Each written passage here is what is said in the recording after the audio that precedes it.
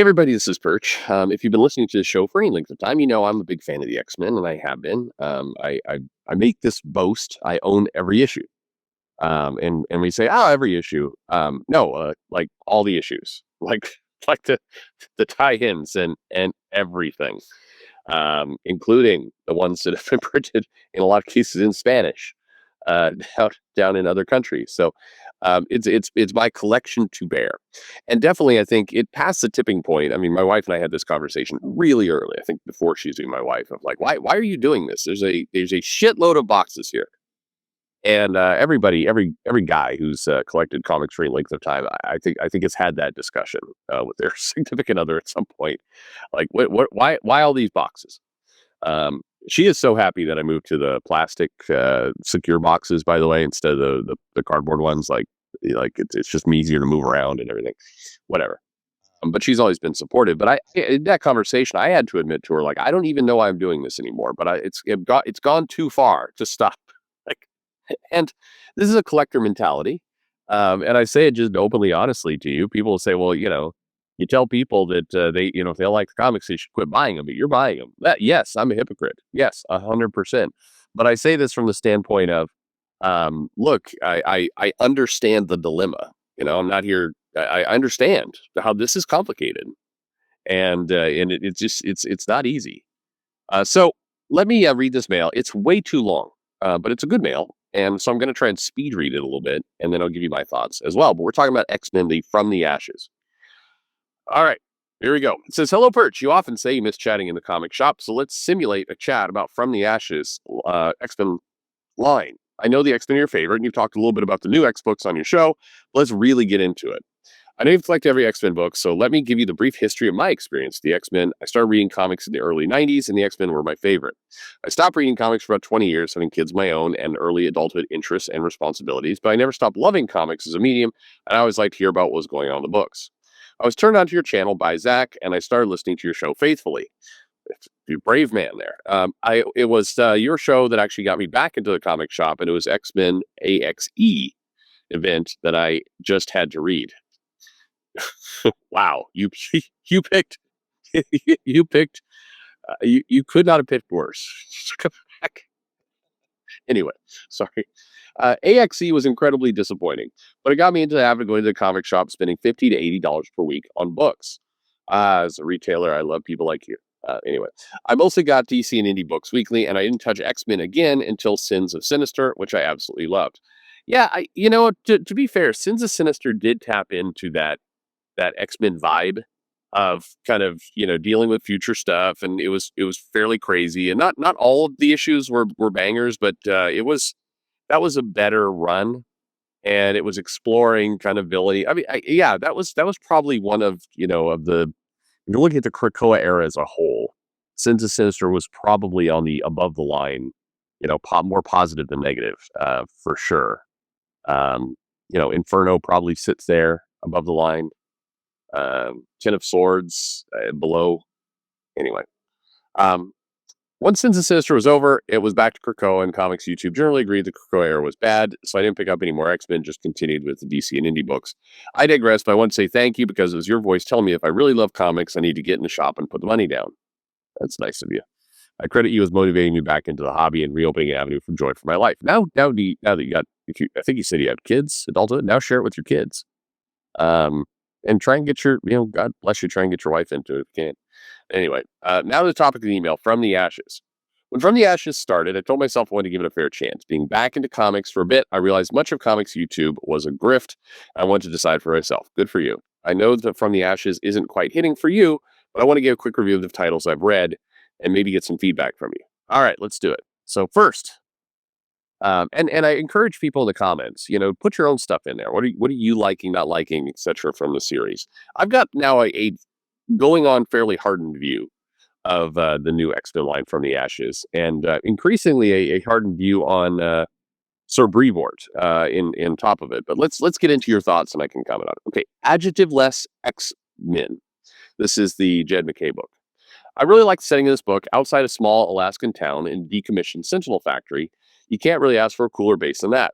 I really like the cast of the book, and I like how the team is divided into combat, non-combat unit that all serve a role in the base. I like the attitude of this team being led by Magneto and Cyclops. They have a little bit more of a dangerous edge. I like they left the Sentinel towering over the town to remind people why they're there. The art style was a little jarring, but I noticed Donny Cates only lasted like 3 issues, and they replaced him with someone else. Ryan Stegman, you mean? That would be funny though. Donny Cates. It's like, well, he does like lots of snow, so I guess the setting would work for him. I'm kidding. I'm kidding. There's no evidence he likes that particular drug. I mean, you know what? Yeah, I'll move on. If they replaced him with someone else who was slightly less cartoony, your thoughts? Okay, the pacing of the Jed McKay book needs improvement. The setup is decent. I like, I was a fan of the Australian era, so I like the, banished to the wilds piece.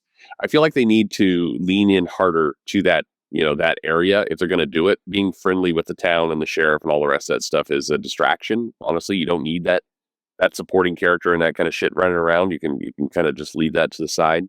So I like certain elements of what he's done, but definitely the pacing overall wanders, and they've set up some mysteries in there, but it's not. It doesn't keep the momentum. The comic, frequently kind of resets itself, and so you get issues that are, I think, pretty good pacing.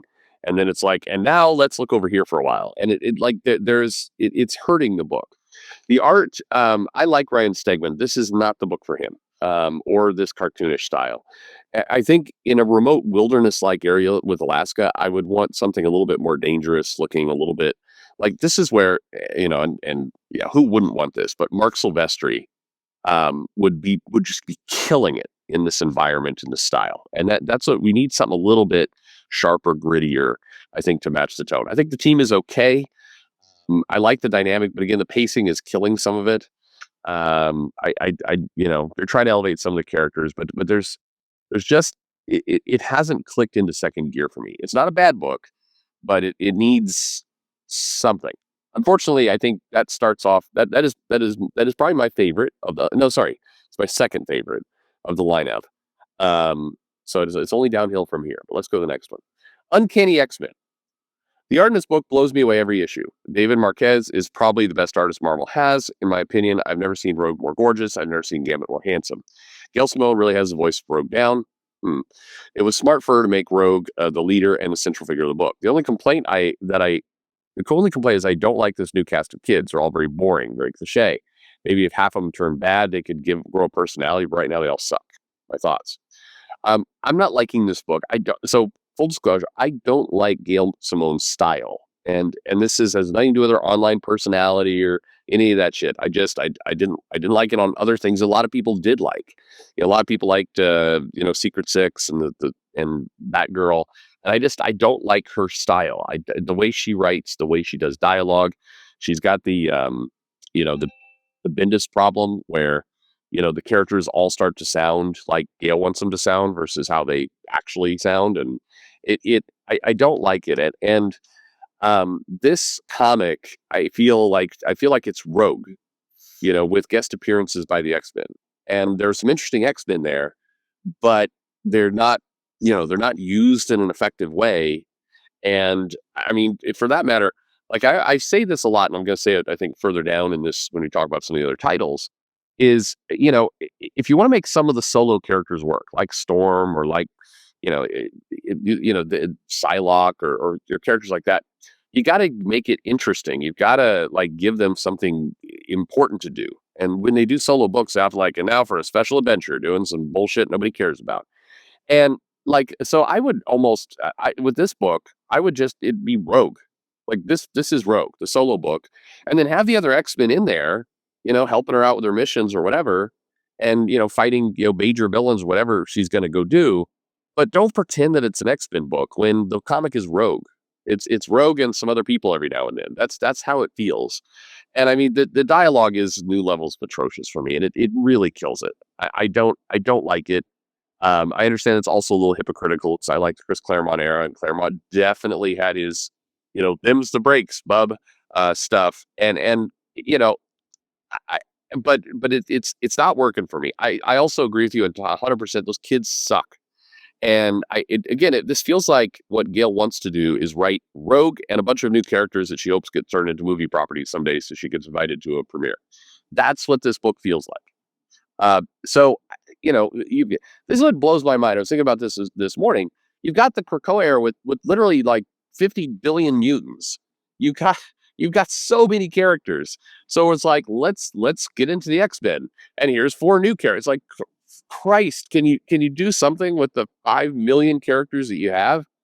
Like you don't need to start a series and immediately be like, and here's some more. I mean, I get it. You do need to introduce new characters every once in a while, but I'm tired of these comics launching, and it feels like the writer really just wants to create their own toys and not play with the toys in the sandbox, but they want the benefit of using the brand to sell the book. So it's like I don't know. I'm not enjoying it.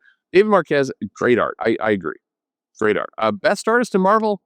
Um, I don't know about that one. For me, no, but it doesn't matter. Great artist. Great is great. X Force. Back to the mail. This one is okay for me. The art gets the job done, but it doesn't blow me away. The stories are episodic, crisis of the week, so it makes for a good quick read. I do not like the costumes. There is way too much red. But I do enjoy learning more about Sage. I saw her briefly during my previous short stint into the X-Men, but I never got a feel for her character. This book, especially in recent issues, has allowed me to learn more about who she is and how she works, and I really like her. You previously said you think this is your favorite from the Ashes title. Do you still feel this way? I do. Yeah, I do. This is my favorite book of the bunch. I do have some complaints with it. I do think the costumes are too red. I totally agree. I think it makes the characters a little bit more generic than they should be.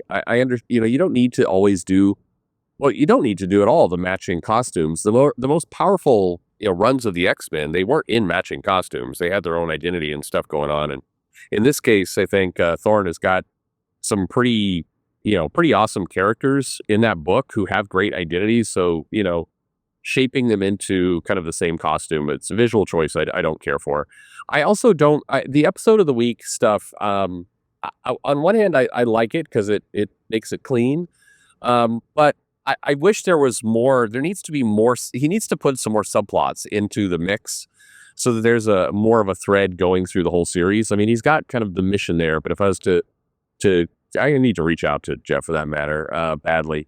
But the thing I'd recommend is like get some subplots moving in that thing a little bit, more than you're currently doing. So it starts to paint a bigger whole. He's been doing a lot of that with the character work in the team and some of the other challenges they're facing, but it just needs a bit more. This one feels like it's using the team in the best way. And it does feel like it feels like he wants to write a team, and with some decent big threats, and so I've been enjoying it. I think this one probably to me scratched the itch best of what the comic needs to be. I think though, and this is a hypothesis, you guys can tell me in the comments. I suspect that this comic, if you've read the X-Men through the 80s and through the 90s consistently, you probably like this book more than somebody who is a casual X reader. I suspect, I would bet that's true. All right. Next one, X Factor. This is probably my overall favorite from the Ashes title. This is one that you groaned at when you were reading the solicits for it, but I disagree then, and I disagree now. A social media influencer psyop is a perfect setting for X Factor. X Factor has always been a psyop, and this is just a modern version of that.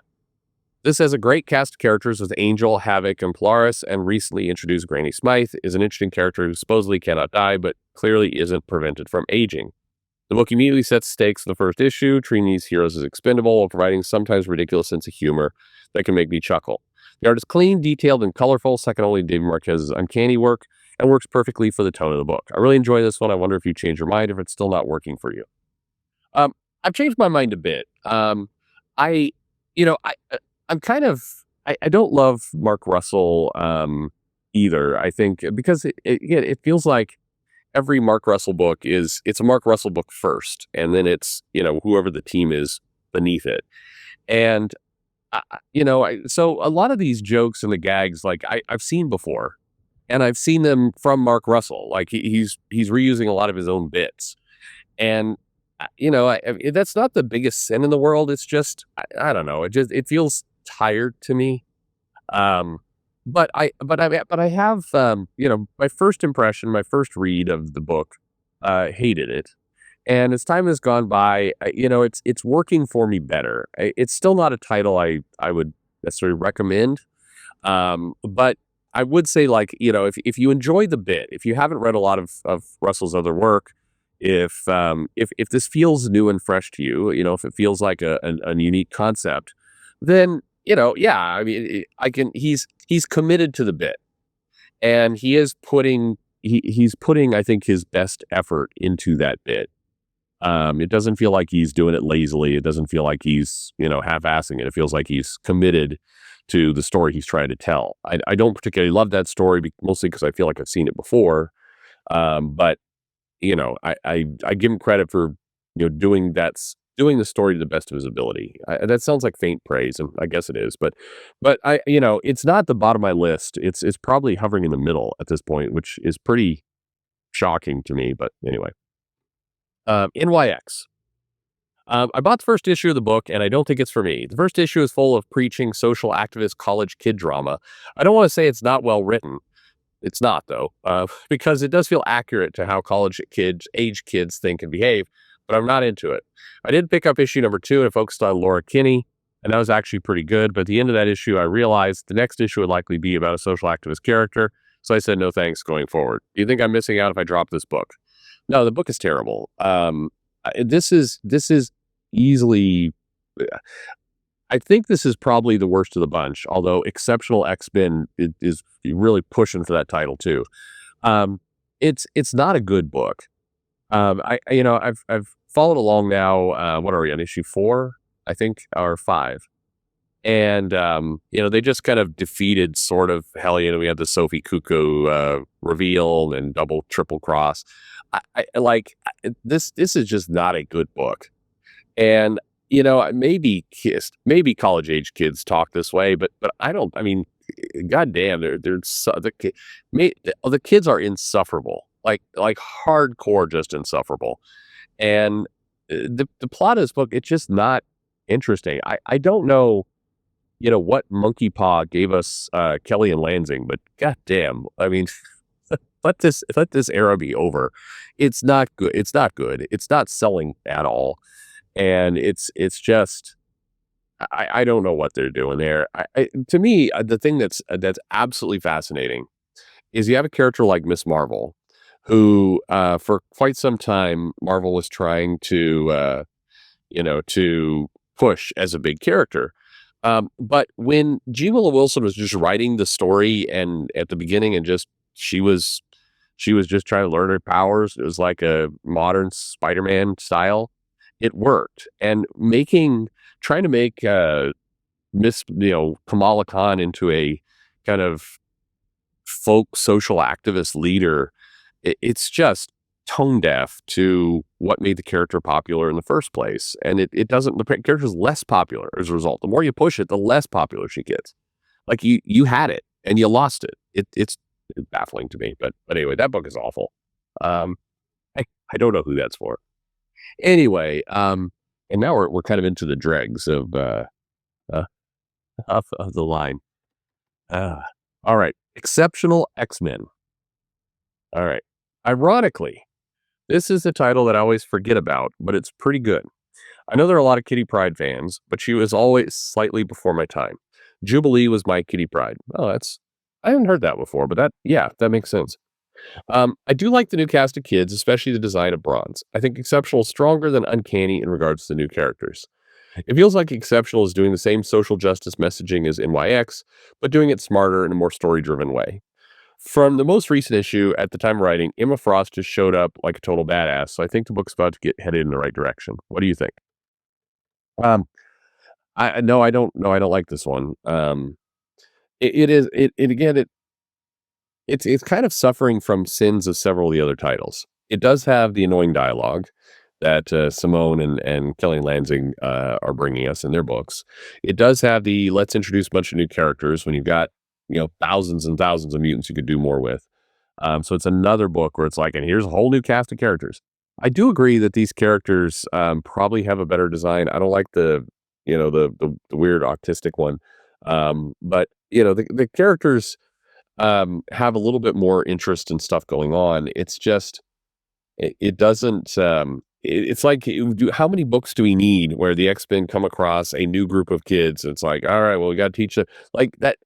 Like, do we forget that the point is that the team is out there to kind of fight bad guys, but it seems like I don't know.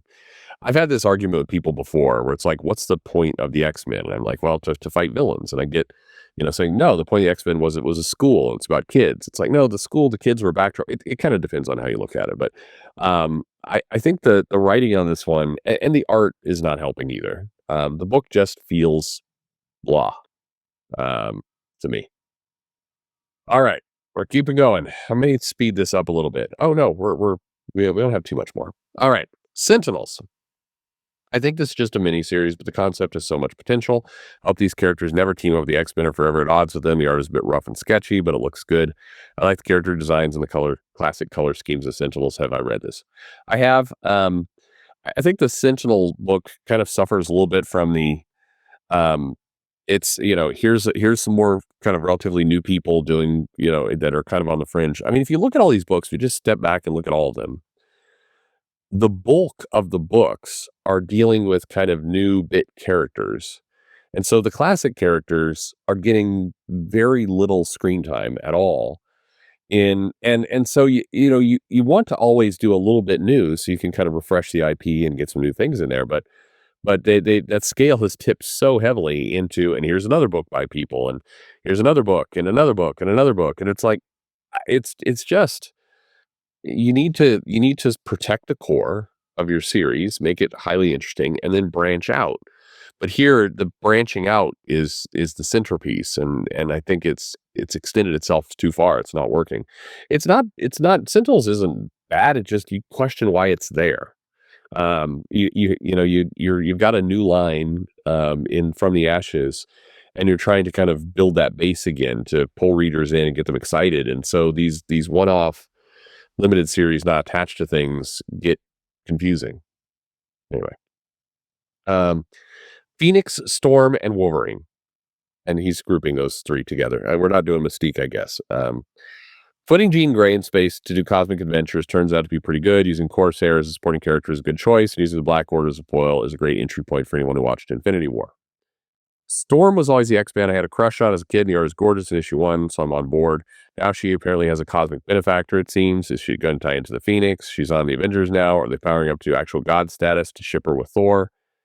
When I read Wolverine #1, I was turned off by the gold adamantium storyline. I worry that they are going to do a null-type situation with adamantium. Issue 2 didn't mention it at all, which actually has me more interested in it, oddly. And then after reading Storm #1, it makes me wonder if they're going to do a cosmic storyline involving all three characters. Also, Psylocke has a book coming up, so we'll see where they go with that. Psylocke was not bad. I think I kind of peed on the concept a little bit, but that one I think understands the assignment best of the solo books that I've seen. I think they're not doing a cosmic Marvel team. I don't see that at all. Phoenix, it's hard not to feel like this title matters. They've got her in space doing stuff, but it kind of goes back to, you had Cyclops in space, several years ago, when he was a kid. And this is my problem, I think, with a solo series in general, is that their adventures almost seem purpose-built not to matter. With Storm, she's on the Avengers. She's an X character. She's got her own series. The most recent issue, she meets Dr. Voodoo. I don't know why. I guess we're not calling him Brother Voodoo anymore. Whatever. But it's like they're having these adventures, and by and large, they're with new characters and new scenarios and new supporting cast, all this new stuff that rarely lasts beyond beyond the solo series, which rarely lasts as well. It's usually a mini series, or it's over by issue 12, and then we get it was a blast to write the Phoenix kind of afterward from the writer, and then it's gone, and we promptly forget everything. if you go back and you look at all the little miniseries and solo series attempts, the couple times they tried with Iceman, the times they've tried with Cyclops, he's had a few. If you go back and you look at these, um, it it it just they don't matter, and so these issues do not matter. Wolverine as a solo title way back when it first launched had some stuff in there that mattered, but Wolverine by and large as a solo series has often not mattered. And this this new one, it you don't I don't like it, and readers don't like it when they read a comic and it feels like they're doing stuff, but it won't go anywhere. It won't be picked up in the main line. It won't lead to a big storyline. I mean, put it this way, you're asking, do I think these characters are going to have some kind of cosmic thread put between them to give them, god level status? And that would be interesting if they were building to that, but they're certainly not. So it's like, I hope your theory would make it a better book. It would make it matter more.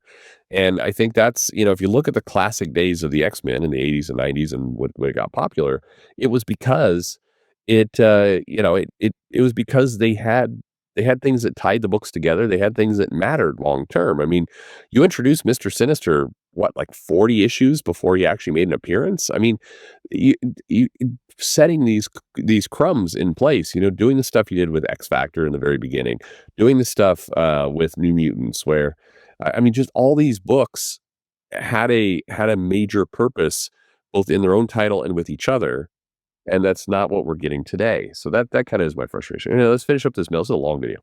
Anyway, if you made it this far, sorry for the long read. Probably too long to make it on your show, but anyway, you can reply, would be great. If you don't get around to it, that's cool too. Just want to say thank you, man, for all you've done for comics. Comics, my life personally. Keep doing what you're doing. Thank you so much. Really appreciate the mail, the nice words, and long ass video talking about the X titles. But now it's your turn. In the comments, what you're gonna say, what you like, don't like. I mean, one of the nicest things is we all get to like different things, and that's kind of the cool thing about comics. So there's my opinions, but you likely have your own. So let me know what you think in the comments below, and thanks for listening.